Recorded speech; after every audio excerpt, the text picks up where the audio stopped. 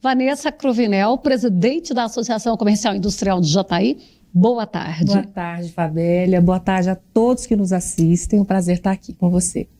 Vanessa, o governo de Goiás, ele esteve numa missão chamada Missão Índia. E algumas instituições foram convidadas, políticos, isso também através da Associação do Estado, né?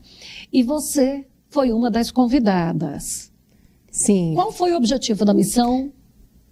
Fabélia, foi uma experiência única na minha vida como pessoa, com toda certeza, mas, sobretudo, poder estar com pessoas inseridas em um meio basicamente institucional, com o mesmo interesse, conhecer a Índia, a potencialidade que é a Índia e o que isso pode reverberar em benefícios tanto para o estado de Goiás como para a cidade, cada um representa. Como você disse, eu fui convidada através da FACIEG. A FACIEG é a Federação das Associações Comerciais e Industriais do estado de Goiás. Então, eu fui representando todas as associações do estado de Goiás, junto com alguns políticos, né, tiveram alguns prefeitos, deputados, alguns representantes de entidades como SEBRAE, SENAR, FIEG, e foi um momento de muito aprendizado, não só pelo choque cultural, que inevitavelmente, né, quem visita a Índia tem, mas com possibilidades que a gente sabe que podem acontecer, podem vir a partir dessa visita, assim como aconteceu em outros estados do Brasil, como São Paulo, como Paraná, como Minas Gerais, e que estão já avançados, né, nessa negociação, nessa relação bilateral entre Índia e Brasil. Dentro desta, vamos falar desta relação bilateral, perspectivas para trazer ou a maioria é para vender? Nós participamos ao longo desses 12 dias lá na Índia, né, sem contar a questão da locomoção até lá, porque são quase 2 dias, nós participamos de reuniões com associações, com comissão de associações, com vários empresários. Nós estivemos com dezenas de empresários, eu trouxe inclusive cartões, né, de quase 100 empresários. A intenção imediata da maioria das pessoas que eu tive contato é vender. Então eles têm muito o que oferecer. Estão despontando, inclusive, na área tecnológica. Nós visitamos um centro absurdo lá na Índia, da Reliance, é uma das maiores empresas do planeta, um conglomerado, né, formidável, que trabalham com energia, com rede de telefonia, com grandes empresas, rede de supermercado, enfim. Mas o Brasil tem muito o que oferecer à Índia. Então, por isso que essa relação ela é uma relação bilateral. Como, por exemplo, um acordo que foi assinado, formalizado lá na Embaixada do Brasil, o dia que nós fomos recebidos pelo embaixador, onde a nossa vizinha cidade de Rio Verde formalizou um acordo de cooperação, de troca de tecnologia para a usina Rio Verde, para a produção do biometano, que é algo que começou, Fabélia, em 2020. Então, muitas vezes as pessoas veem e há alguma certa crítica, né, de desinformados, que algo aconteceu, porque foi para a cidade tal, para a cidade Y. Não, para você fazer, para você efetivamente consolidar uma relação dessas são anos, né, de conversas, de encontros. E eu acho que essa crítica também às vezes chega do tipo assim, estava só passeando porque chegou sem nada. Pois é, assim, na verdade agora é o primeiro momento que eu estou falando da missão Índia.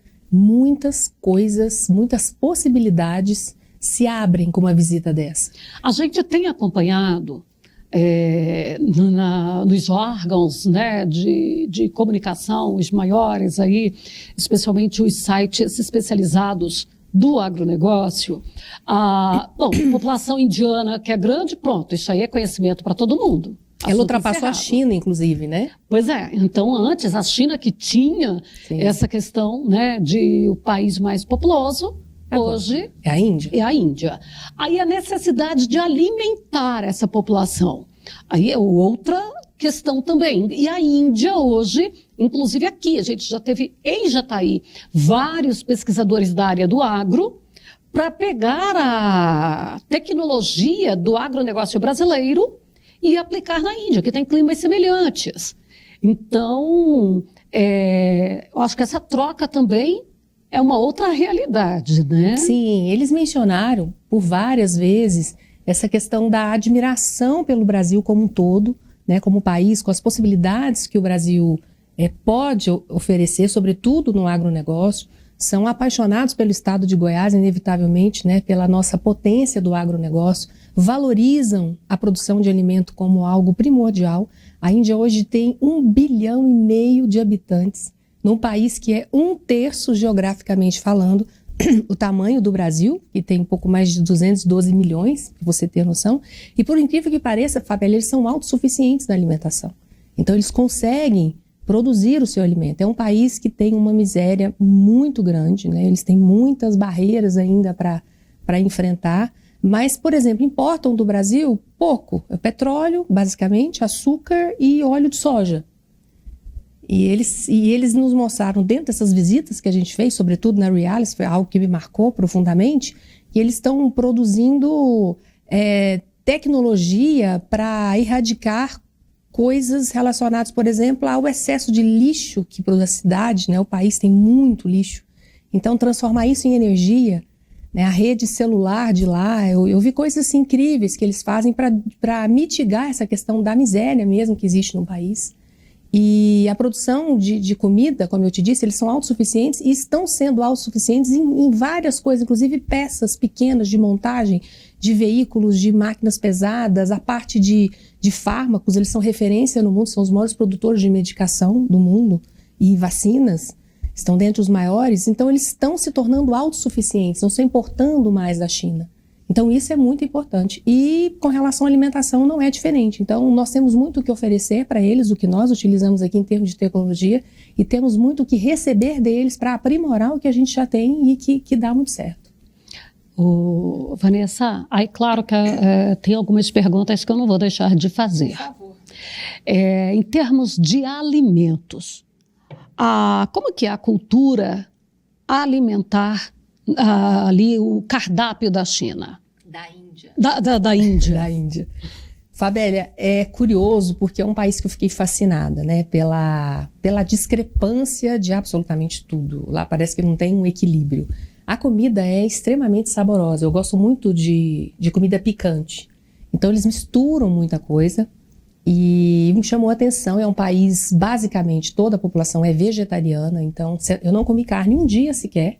Então não existe carne vermelha. Sentiu falta? Eu senti falta. Eu realmente, mas consegui ficar de boa. Comemos em alguns momentos de empresas que não receberam, que sabiam que era uma comitiva brasileira. Carne branca, mas muito pouco, então tudo lá é vegetal. E nos aconselharam, e eu já havia lido sobre isso, a não consumir os alimentos vendidos na rua, porque não tem o menor cuidado com higiene, com a manutenção daquilo. A pessoa pega com a mão. Eu fiz alguns vídeos que eu não tive coragem de postar no Instagram. Mostrei para minha família. Então pega ali, mistura a comida com aquela mesma roupa, ele passa com a mão, passa na roupa, pega o dinheiro, troca, e eles estão bem, são extremamente resistentes. Então eles vivem aquilo, são ultra resistentes e não tem nenhum tipo de problema com relação a isso. Mas se nós, com a imunidade que a gente tem, chegar a passar por essa experiência, eu tenho certeza que seria desastrosa. E nós tivemos pessoas... Certamente corre o risco de chegar no hospital com a agulha compartilhada. Sim. E eles, tivemos algumas pessoas, né, da missão que se aventuraram, né, comer em alguns lugares assim, que realmente passaram mal. Né? Eu não tive problema nenhum. A gente sabia onde a gente se alimentava, tal, mas como eu disse, eles são extremamente resistentes, adaptados a isso. Aquilo é cultural deles. Não somos nós que vamos chegar lá e falar, ei, tá errado, não pode. Não. Isso é uma coisa que a gente não pode fazer nunca, né, Vanessa? Não pode. Vanessa, e você poderia contar a história do banheiro? Essa do banheiro me chocou realmente. E eu até hoje estou impressionada porque foi algo inusitado. A questão da utilização dos banheiros lá, vários lugares, inclusive no aeroporto, eles utilizam aquele assento turco, parece que você agacha, né? Não tem a privada elevada. Mas aí tudo bem. A questão é que nós estivemos num lugar, né, visitando uma sede, e o banheiro, que era compartilhado entre homens e mulheres, não tinha o papel higiênico. E aí foi solicitado e eles disseram que eles não utilizavam. E depois eu vi, Fabélia, que as mulheres carregam na bolsa. Então todo lugar tem para vender. Mas até então a gente não sabia, foi no segundo dia. E aí era uma ducha e uma toalha de tecido na parede que era compartilhado para uso geral, que você eventualmente precisasse lá dentro do banheiro. Né? Você podia usar a ducha para higienização e enxugar com a toalha. Para enxugar a toalha, inclusive o rosto, a mão, isso. E aí ele enxugar com a toalha. Eu me lembro da toalha até hoje, que é uma guerreira, né? Que esteve lá atendendo todas as necessidades. Realmente me chocou. E aí eles prontamente me arrumaram uma caixinha de lenço de nariz, né? E aí tinha uma outra pessoa comigo, uma deputada muito divertida, nós depois rimos, né, dessa situação, mas é cultural e é um povo extremamente acolhedor, extremamente educado, né?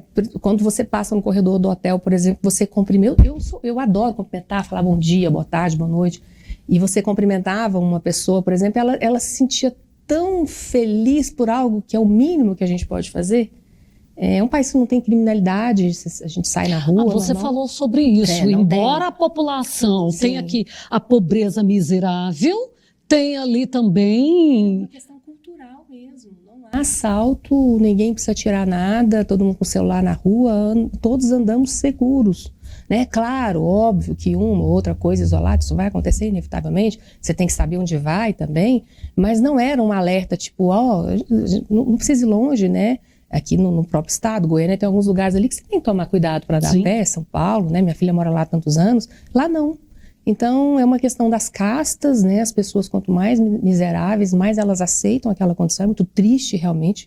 É um choque absurdo cultural. Quando você fala dessas castas, vamos deixar isso aí bem claro para o telespectador. Existem as castas, é como se fossem classificado as pessoas, né? E o poder aquisitivo, ele é que pesa nesse sentido. Então, por exemplo, a casta mais inferior, que são os Dalits, para você ter noção, pode ter uma criança e não é permitido que a sombra dessa criança toque alguma pessoa de uma casta superior, que isso pode amaldiçoar. Tanto é que eles têm o nome de intocáveis. Eu falo isso ainda arrepio, porque isso me causou uma sensação muito ruim, né? E as pessoas aceitam aquilo. Eu sempre falava com o guia, eu questionava, mas essas crianças precisam ir para a escola, você tem oportunidade, né? Mas eles aceitam, né? E o fato da vaca, por exemplo, ser algo cultuado, é um deus, eles têm um respeito absurdo por ela, e por esse motivo eles são vegetarianos, né? Eles não consomem carne, em hipótese alguma. O leite que a vaca oferece gratuitamente, tem vaca para todo lugar. Você está andando na rua, o trânsito só para quando uma vaca vai atravessar, e para tudo.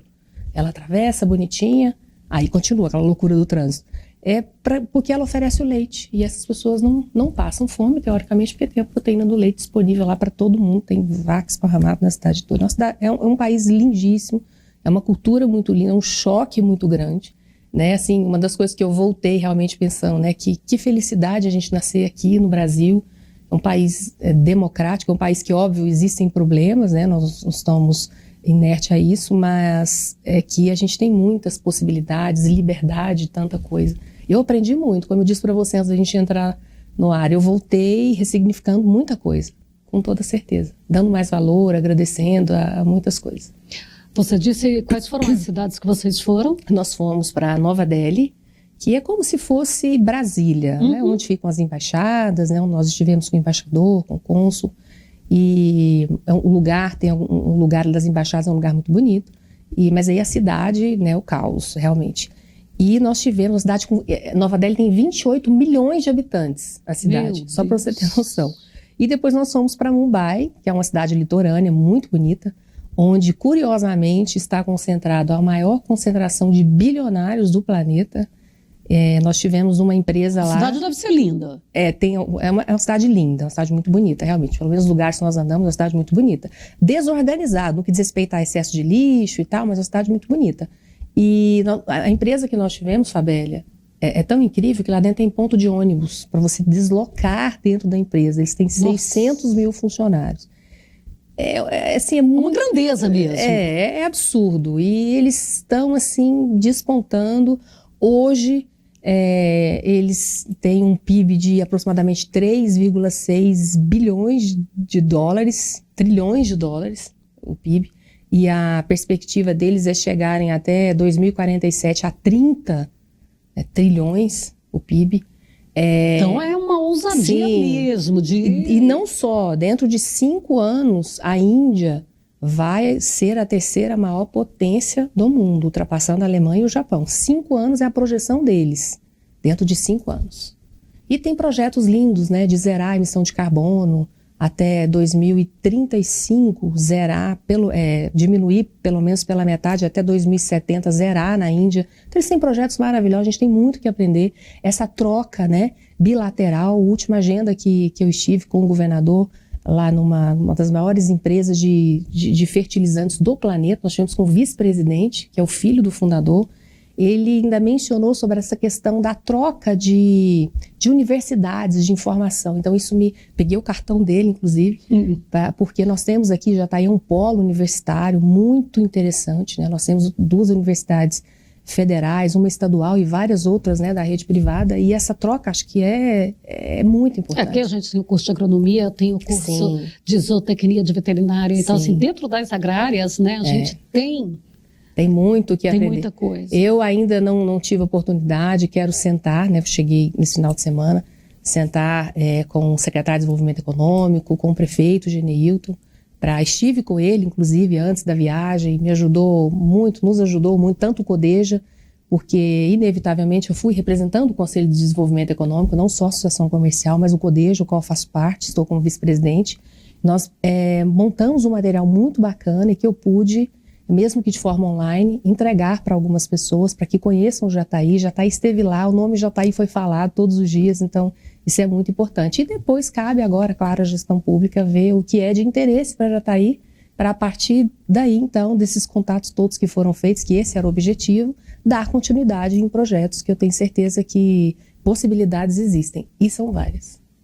Bom, eu quero parabenizar você pelo trabalho que você vem realizando, é de uma ousadia muito grande e você vem obtendo sucesso. É por isso, pelo seu trabalho com tamanha relevância, é que você participa de eventos como esse, é convidada a estar, pela sua posição. Parabéns, Vanessa. Obrigada, Fabélia. Você nos orgulha muito, como jataiense, como mulher, enfim. Tá? Uma instituição que tem crescido, tem se destacado. E nosso tempo agora está esgotado, mas de conversar um pouquinho fora do ar e um pouquinho aqui, foi muito bom. Muito obrigada. Está sendo um prazer estar aqui, dividindo um pouco dessa experiência maravilhosa, e realmente me senti muito lisonjeada por poder estar presente, representando, né, o nosso Conselho de Desenvolvimento Econômico, a Associação Comercial, todas as associações do Estado e, sobretudo, representando Jataí, nossa cidade, uma cidade que eu amo, quero levar o nome dela em todos os lugares que eu puder. E essa representatividade feminina também, que eu acho importante. Eu vejo uma mulher estando em lugares que majoritariamente são ocupados por homens, isso é um motivo de orgulho para mim, e eu tenho certeza que para as pessoas que acompanharam também. Obrigada.